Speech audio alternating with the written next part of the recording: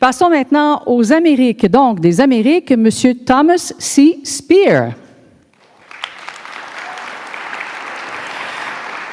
Originaire du Wisconsin, Thomas C. Spear s'installe à New York en 1983 après avoir terminé sa maîtrise en lettres françaises à l'Université de Californie à Santa Barbara.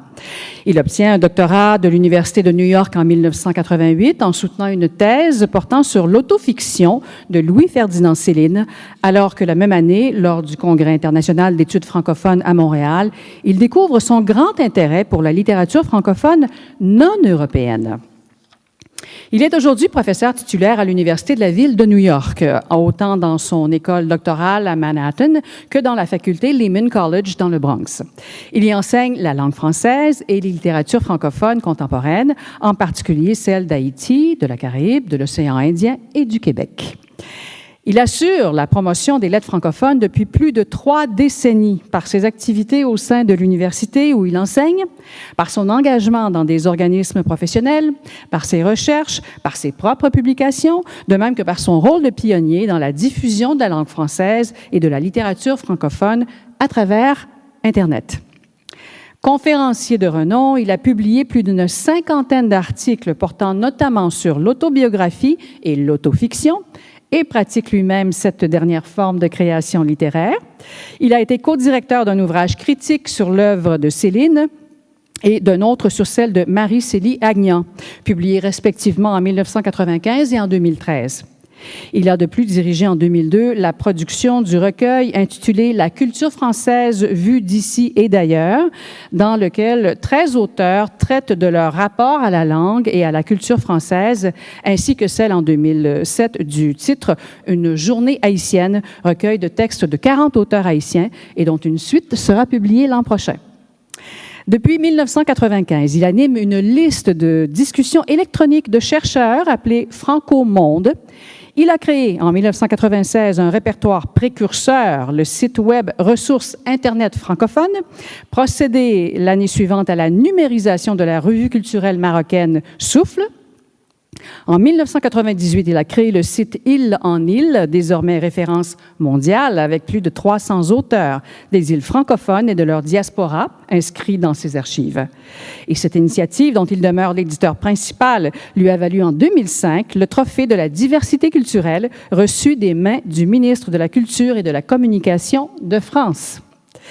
Thomas C. Spear, qui de 2013 à 2017 a été chroniqueur à l'émission hebdomadaire Dessine-moi un dimanche à la radio de Radio-Canada, a reçu en 2016 à Port-au-Prince le trophée du gardien du livre pour son travail à promouvoir la littérature haïtienne.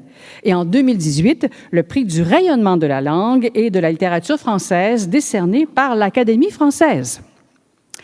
C'est notamment pour sa promotion de la langue française, pour son soutien au rayonnement des lettres francophones et pour la création du site Île en Île, outil de valorisation de la littérature des îles francophones et de leur diaspora, que le Conseil supérieur de la langue française lui décerne l'Ordre des francophones d'Amérique.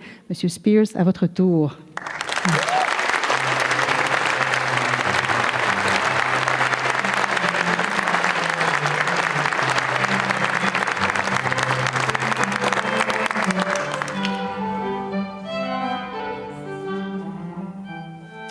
Bonsoir tout le monde. Madame la ministre, Madame le maire suppléant, Monsieur le président du Conseil supérieur de la langue française, Mesdames les consuls de la France et des États-Unis, et chers invités, chers amis, merci de me recevoir ce soir comme membre de l'Ordre des francophones d'Amérique et d'honorer ainsi mes contributions personnelles depuis New York à faire vivre la langue française et à faire connaître la littérature francophone. Vous célébrez également, avec moi, le rayonnement de cette langue à travers une Amérique sans frontières, une langue qui appartient aux peuples divers qui partagent un passé, un présent et un avenir. New York ne garde plus le nom de terre d'Angoulême que lui attribua l'explorateur Verrazzano qui découvrit, entre guillemets encore, la baie de New York pour le roi de France, François Ier, en 1634.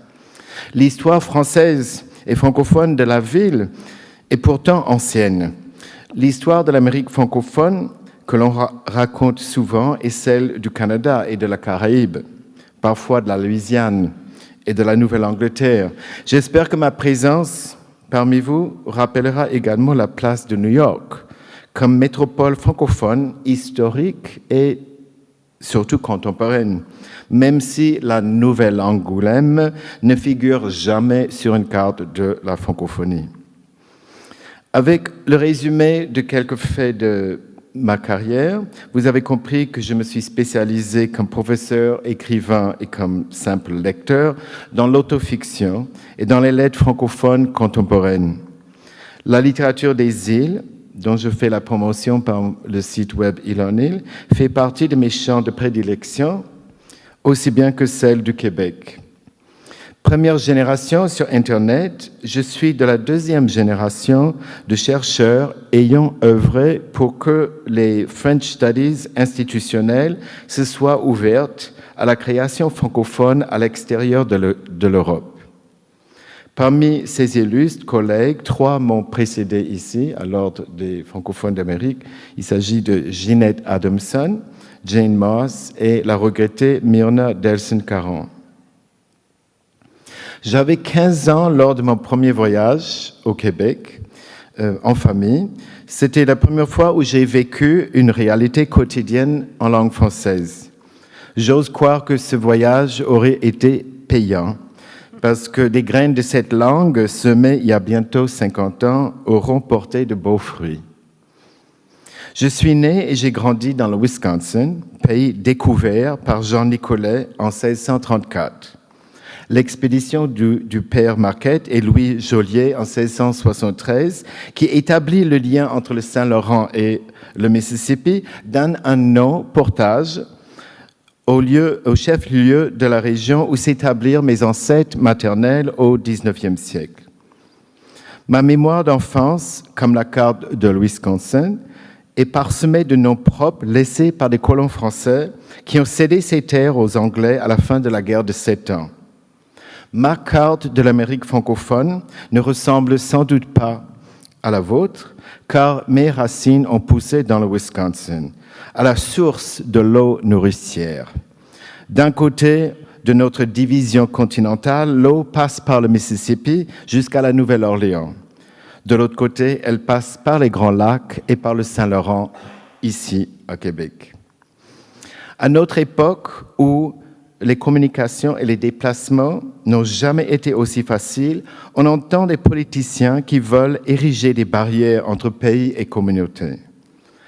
Les coupures budgétaires dans plusieurs États avoisinant le Canada, et je parle de New York, du Maine et du Wisconsin, ont récemment éliminé de nombreux problèmes universitaires en français. Et vous êtes au courant, évidemment, des coupures qui arrivent maintenant en Ontario. C'est à nous de veiller à ce que notre patrimoine francophone reste un bien commun, sans murs ni frontières, partagé au-delà de nos riches métropoles polyglottes. En vous remerciant de cet honneur, je vous rappelle les terres isolées et les îles perdues de cette Amérique francophone que nous construisons et le besoin de semer et d'arroser les graines des citoyens du monde de l'avenir. Je vous remercie. Merci, M. Spear, d'illustrer si brillamment, justement, l'héritage francophone que nous avons tous en commun en Amérique. Bravo.